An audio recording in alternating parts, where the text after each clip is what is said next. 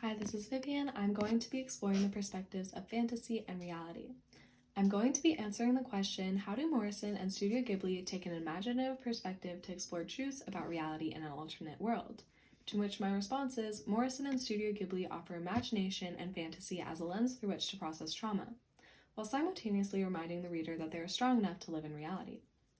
Beloved by Toni Morrison includes themes of African folklore and Gothic literature, which work with magical realism to create a world that has different rules than our own.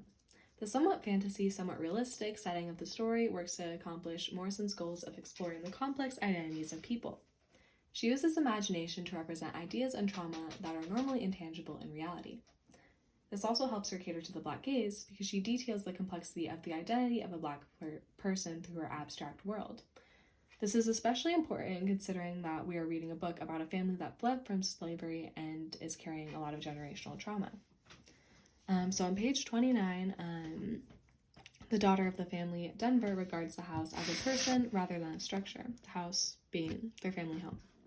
So the personification of their house ties into ideas of African folklore, where ancestors and the spirits of ancestors are connected to the homes of a family. This also shows how a magical world can be created for you to explore certain values. In this case, Morrison implemented African folklore to uphold that and explore that. And the home is a physical manifestation of ancestors.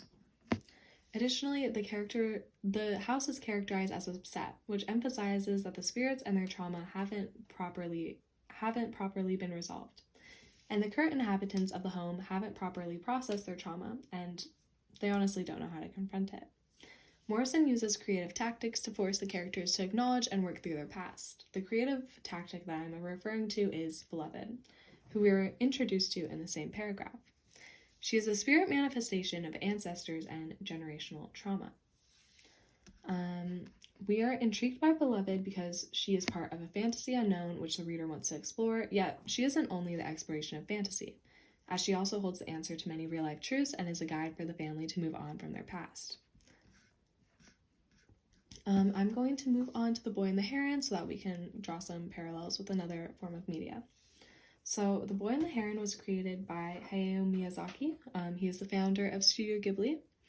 Miyazaki caters to a young audience because of his fantastical visuals and plot. This is shown in films such as Spirited Away, Ponyo, and Totoro. But he also caters to older audiences because he explores darker themes.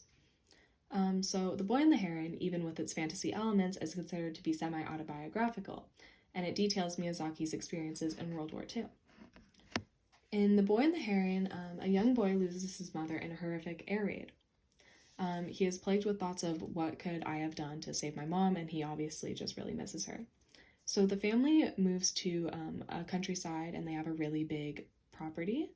And the property has a tower on it. This is just setting the scene for a couple years later.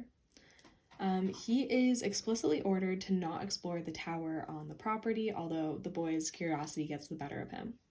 In the tower, he finds gateways to alternate worlds, some of which are connected to the dead. So he embarks on a dangerous journey searching for his deceased mother. So notice the mystical and foreboding qualities of the entrance to the tower, the color scheme, and also the perspective. I feel like it kind of makes it look like it's disappearing into space. Also ask yourself if you understand the desire to explore it and see what's in it. The boy navigates through picturesque landscapes, cute mythical creatures, and murderous birds on his desperate search for his mother. The fantasy doesn't detract from the boy's very real feelings. Rather, the fantastical journey represents his emotions. This movie is often described as chaotic or hard to follow for the viewer, which I think simulates the chaoticness and restlessness the boy feels unable to reconcile with his mom's death. So I'm about to discuss a very major plot point of The Boy and the Heron. I'm very sorry for the spoiler, but this film already won an Oscar a couple months ago, so hopefully you already saw it if you wanted to see it. So the boy finds his mother, although this celebration is very short-lived. He is forced to choose between staying in reality or staying in the fantasy world forever. Perhaps surprisingly to the viewer, he chooses to stay in reality. His journey in the fantasy world has allowed him to process his mother's death, and he is now at least making some peace with what has happened. He chooses the real world, where he has to confront feelings of grief and the natural rising and falling of human emotion.